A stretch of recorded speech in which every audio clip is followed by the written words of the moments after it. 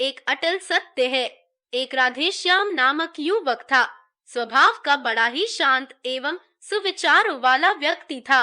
उसका छोटा सा परिवार था जिसमें उसके माता पिता, पत्नी एवं 2 बच्चे थे। सभी से वो बेहद प्यार करता था। इसके अलावा वो कृष्ण भक्त था और सभी पर दया भाव रखता था।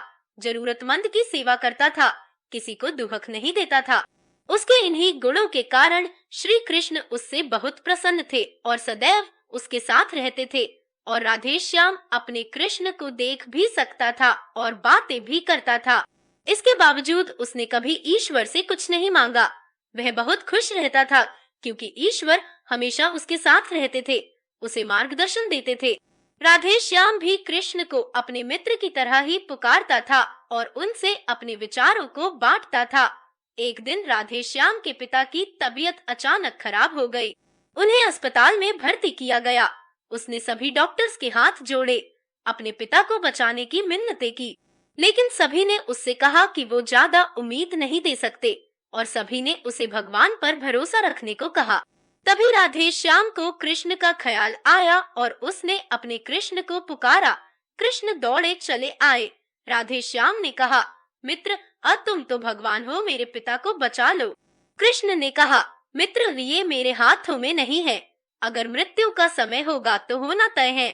इस पर राधेश्याम नाराज हो गया और कृष्ण से लड़ने लगा। गुस्से में उन्हें कोसने लगा। भगवान ने भी उसे बहुत समझाया पर उसने एक न सुनी। तब भगवान कृष्ण ने उससे कहा, मित्र, मैं तुम्हारी मदद कर सकता हूँ, लेकिन इसके लिए तुम्हें एक कार्य करना होगा। राधेश्याम ने तुरंत पूछा, कैसा कार्य? कृष्ण ने कहा, तुम्हें किसी एक घर से मुट्ठी भर ज्वार लानी होगी और ध्यान रखना होगा कि उस परिवार में कभी किसी की मृत्यु न हुई हो। राधेश्याम झट से हाँ बोलकर तलाश में निकल गया। उसने कई दरवाजे खटखटाए। हर घर में ज्वार तो होती, लेकिन ऐसा कोई नहीं होता जिनके परिवार में किसी की मृत्यु न हुई हो। किसी का पिता, किसी का दादा, किसी का भाई, माँ, काकी या बहन। 2 दिन तक भटकने के बाद भी राधेश्याम को ऐसा एक भी घर नहीं मिला। तब उसे इस बात का एहसास हुआ कि मृत्यु एक अटल सत्य है। इसका सामना सभी को करना होता है। इससे कोई नहीं भाग सकता और वो अपने व्यवहार के लिए कृष्ण से क्षमा मांगता है और निर्णय लेता है, जब तक उसके पिता जीवित हैं, उनकी सेवा करेगा। थोड़े दिनों बाद राधेश्याम के पिता स्वर्ग सिधार जाते हैं। उसे दुख तो होता है, लेकिन ईश्वर की दी उस सीख के कारण उसका मन शांत रहता है।